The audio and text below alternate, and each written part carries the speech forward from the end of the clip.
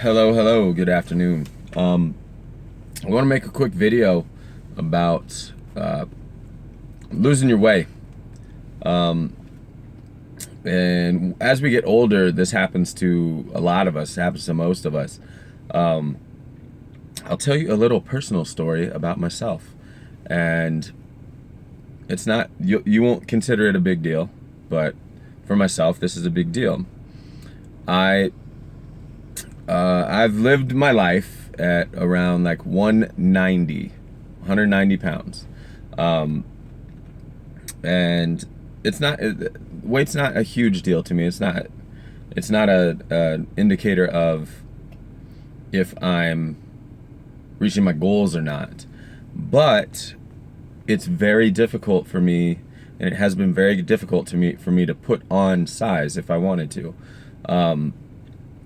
And a funny thing happened the other day. I don't ever really weigh myself. I kind of like look at body fat and that sort of thing.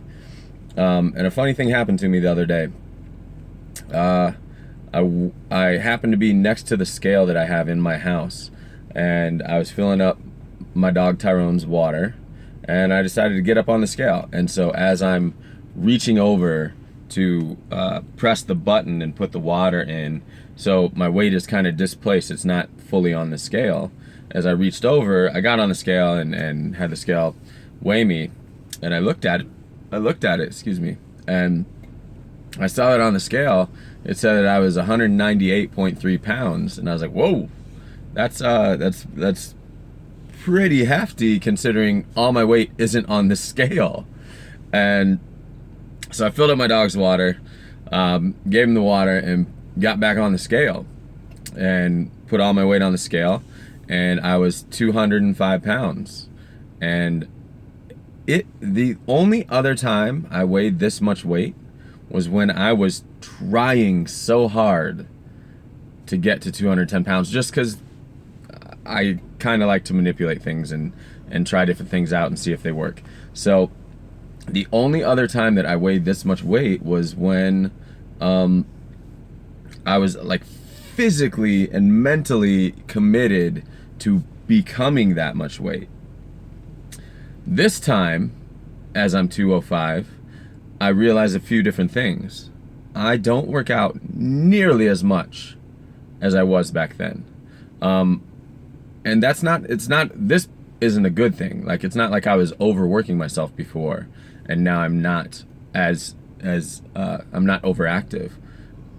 I've fallen into a period where, me working out once a week is a success. And people don't think that would ever happen to someone like me, but right now it has. And it's showing. It's showing. I'm not as physically active as I was, which in turn makes me not want to eat as healthy as I normally do, which in turn makes me not want to be as active as I was.